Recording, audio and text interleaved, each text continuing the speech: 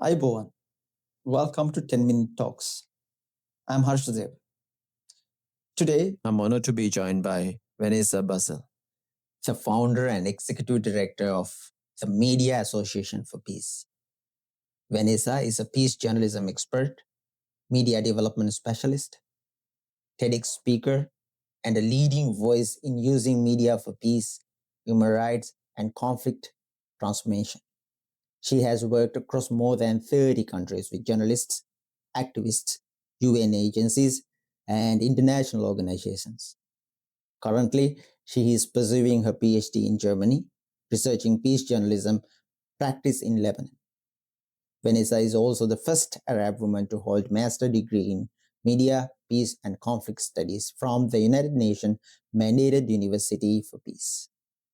Welcome to the show, Vanessa. Thank you very much for joining with me today. And Vanessa, to start off, in your own word, what exactly is peace journalism, and why do you think it matters so much in our world today? Peace journalism is about what to report and how to report in a way that would create non-violent responses to conflict. So when the concept was developed first in the 70s of the last century, it was really focused on conflict, on how to report conflict in the media. And of course, media play a very important role in general, but also in reporting in conflicts in particular. And it's more about a roadmap for journalists on being on the positive side, I would say, of reporting on conflicts, which means reporting in an objective way, reporting in a balanced way, not taking sides towards the conflict parties, trying to also portray the conflict as if something that can be resolved, and not just a problem that doesn't have any solutions.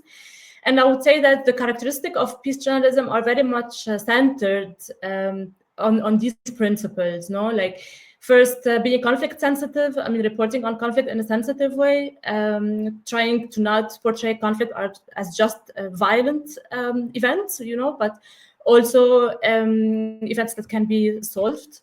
The second characteristic is about people orientation. We pretty much say in peace journalism that journalists have to be more on the side of people as opposed to war journalism, which is more on the sides of the elites of the society. Because what's really important is the marginalized people, the people who are maybe underprivileged, and the victims of the conflict. And those are the people who we really have to shed light on when practicing peace journalism.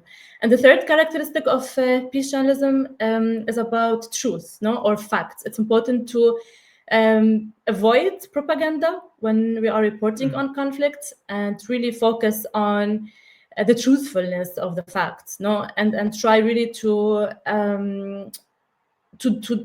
convey to people what the conflict is about by shedding light on the root causes of the conflict, like why conflicts happen, what are the causes of conflict, not just portraying conflict as our event, but also the root causes of conflict, explaining to people why conflicts happen. And more importantly is not really to to justify the conflicts, but more understand them. Like we have to portray the root causes because we need to first explain to people what conflict is about, and by explaining the conflicts and the root causes of conflicts, we give people a chance to react in a non-violent way. Because the more we understand, the better we can deal with conflicts. So this is very important in peace journalism. And I think this is really a differentiation that we make between peace journalism and war journalism. That's more about propaganda and more about violence and more about the elites.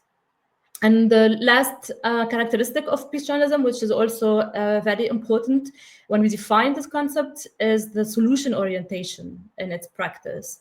It's very important when we report on conflict to also report on peace initiatives, on things that are working, on people that are doing efforts to resolve the conflict, as opposed to war journalism that's more about portraying conflict as they are a football game, portraying them as if there are two parties fighting over one goal, which is not really the case. No, most of the conflicts, they have different parties that are competing over different objectives. So the solution orientation of peace journalism, I think, is very encouraging to resolve conflicts, and it really gives hope to people that there's a way out of conflicts that they are living or they are a victim of. So I think this is really, in a nutshell, what peace journalism is about. And it's also important to say that the concept of peace journalism was developed to criticize the actual practices of journalism when it comes to portraying conflict. So it's an alternative way of portraying conflict. It's a peace-oriented manner of showing conflicts to the world in a way that would be constructive and solution-oriented. Thank you. The next thing I want to ask is, today, the media moves so fast. Everything is driven by algorithms, clicks, and breaking news. In this kind of environment, how can journalists actually practice peace journalism in practical way? I mean, of course, as you said, it's very challenging to be peace-oriented in today's world because of the wars that are happening, because of the crisis that we are living in. And I think this is why peace journalism is more important in today's world, because there's more a need for a peace-oriented way of covering the crisis and the conflicts of the world, and finding solutions to this conflict. No, and this is really the role of journalists, to try to shed light on the things that are working, on the solutions to the problems that people can actually benefit from. And when it comes to digital journalism, is of course like another set of challenges, I would say, because we are really living in an era where disinformation is dominant, especially in digital media. There's a lot of misinformation, fake news, and digital journalists, of course, they play an essential role in actually countering disinformation and trying to verify the news that they are reporting on, and being really factual.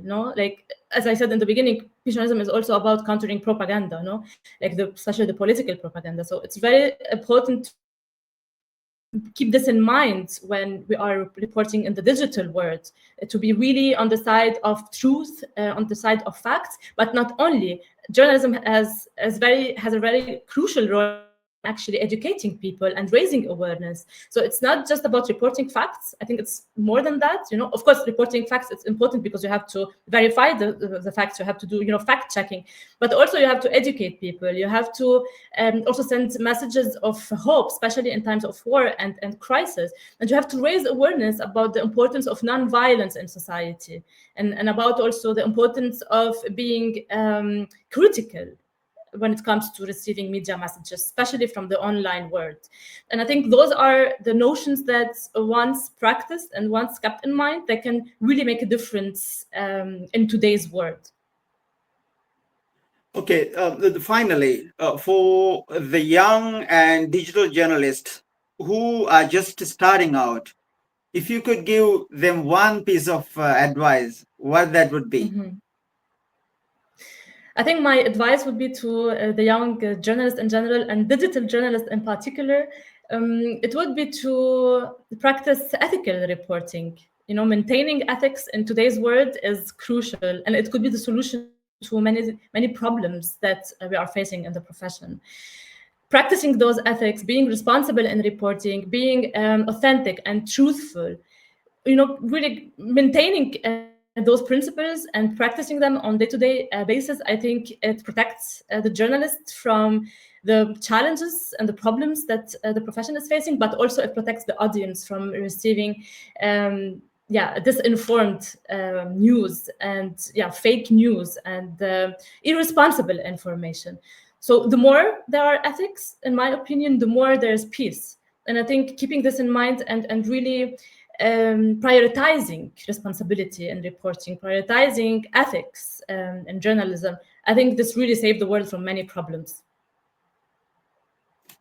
Thank you, Vanessa. It was a pleasure to having you on the show. Thank you.